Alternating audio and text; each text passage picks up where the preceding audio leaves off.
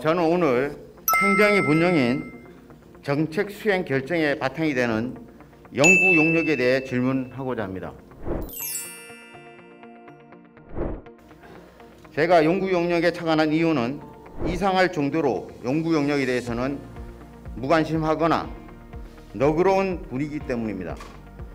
공사나 광급자재 같은 건들은 절차가 까다롭고 또한 감사도 늘 진행되는데 그에 반해 연구 용역에 대해서는 별다른 감시가 없는 것입니다.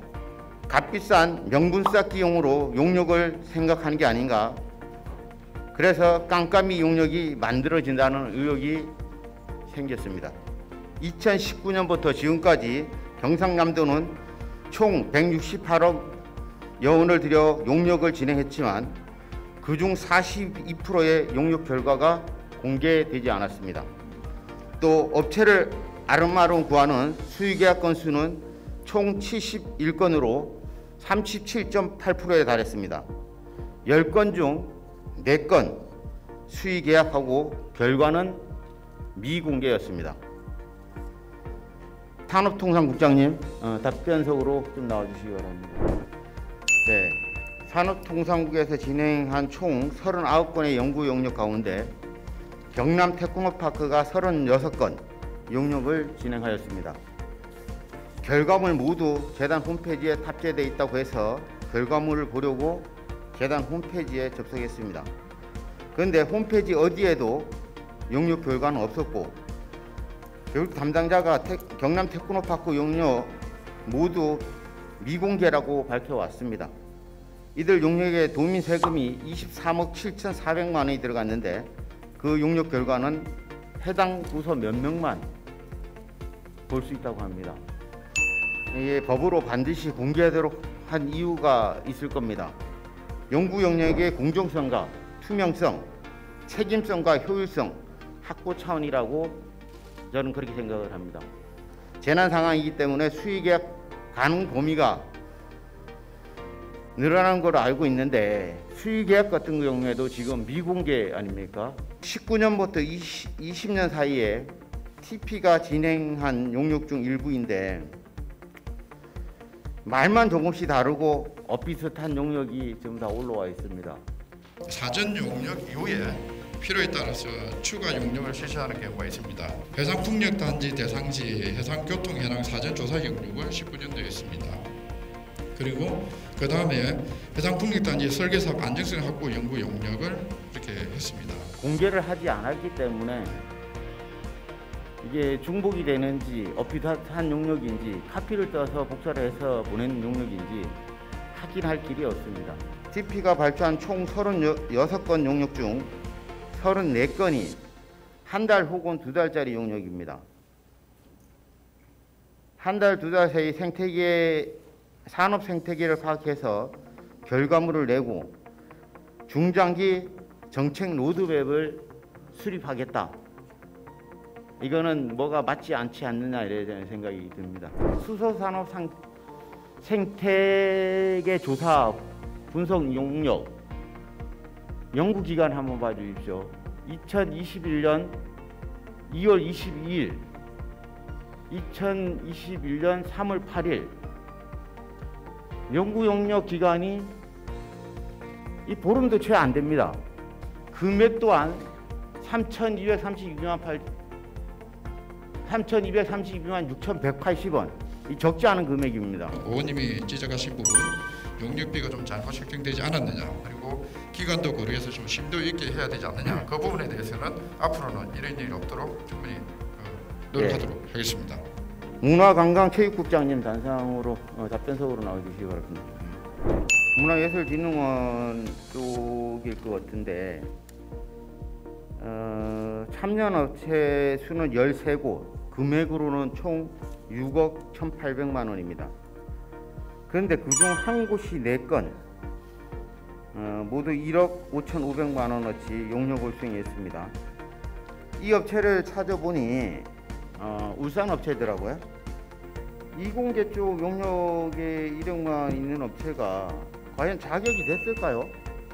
이 업체가 이제 2019년부터 2021년도 용역을 수행한 전국적으로 용역을 수행한 사례를 보면은 콘텐츠 부분에서도 어느 정도 용역이 있었습니다. 지역 업체들이 참여할 수 있는 어떤 그 계약 방식을 조금 이렇게 고민할 필요가 있다. 외지로 이렇게 빠지는 용역이 이렇게 많이 나온다는 것은 결코 바람직한 게 아니다라고 저는 그렇게 생각을 합니다. 지역 업체들이 관여하고 참여하고 할 수 있는 그런 부분을 많이 만들어 주시고, 그쪽에서 뭐 참여를 안 한다면 또 우리 쪽에서 연락을 해서라도 이런 게 있으니까 좀 참여를 하고 준비를 해주세요라고도 할 수도 있는 거 아니겠습니까? 예, 네, 감사합니다. 예. 감사원장님, 잠깐 답변석으로 나와주시고. 요즘 연구 용역에 대해서 하도급 관행이 진행되고 있다고 하는데 모든 걸 혼자 할 수 없기 때문에 거기에 어떤 전문가를 초빙해서 할 수도 있고 하도급을 줄 수도 있겠지만, 제가 민원인들로부터 받은 제보는 수주업체 따로 용역하는 업체 따로 지금 이래 있다고 합니다. 용역비가 어떻게 책정됐는지를 제가 궁금하다고 했듯이 용역 수주를 해서 50% 상한선은 아래 윗선에서 100% 하도급이 내려간다고 합니다. 이렇게 해가지고 용역이 제대로 나오겠습니까?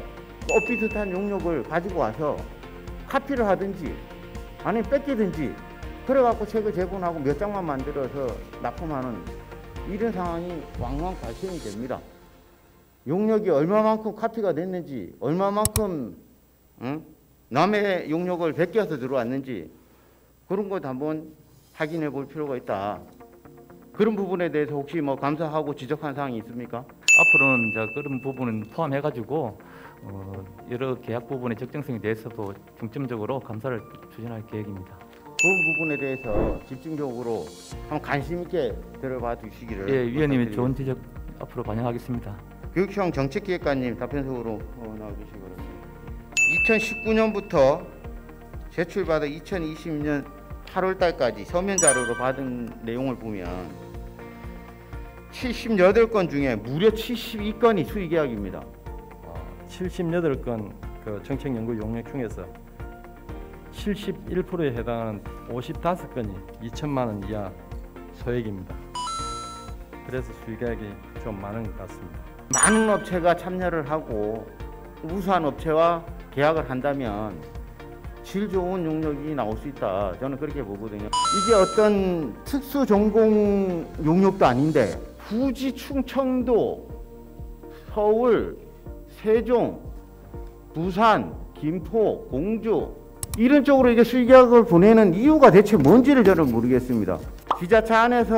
지자체 안에 있는 업체들이 계약을 해야만이 지역의 경제가 살아납니다. 소상공인들도 살아나고, 정이나 지역 업체에서 할 능력이 안 된다면 컨소시엄을 통해서 지역 업체가 50% 이상 지분을, 뭐 49%라도 지분을 가지고 참여할 수 있도록 그런 어떤 입찰 조건을 좀 만들어 보시는 것도 어떤 대안이지 않겠나 이런 생각을 해봅니다.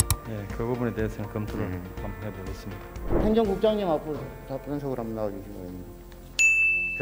경상남도 교육청의 기관이 경남의 업체가 경쟁을 가질 수 있도록 어떤 자리를 깔아줘야 된다고 저는 그렇게 생각하거든요. 제가 이제 당부 말씀드리는 건 뭐냐면 1억 이하 강급자재 마스 구매 시에는 지역에 본사를 두고 공장을 두고 운영하는 업체에게 의무 구매를 하든지 아니면 우선 구매를 해주든지 그런 방법도 있고, 2단계 1억 이상 2단계 입찰을 갈 때는 지역업체 우선 가산점 같은 경우를 좀 줘가지고라도 지역업체들이 경쟁력에서 좀 앞서갈 수 있도록, 똑같은 얘기 제가 용역에서도 말씀드리고 지금도 자재에 대해서도 말씀드리는데, 예, 그렇게 하겠습니다. 지역업체 참여 기회를 확대하는 개선안을 마련할 때 의원님께서 좋은 말씀해 주시면 참고토록 하겠습니다. 앞으로 경상남도와 경남 교육청의 공공부문 정책 연구 용역이 더욱 투명하고 공정해지기를 바라며 도전 기능을 마무리하도록 하겠습니다. 끝까지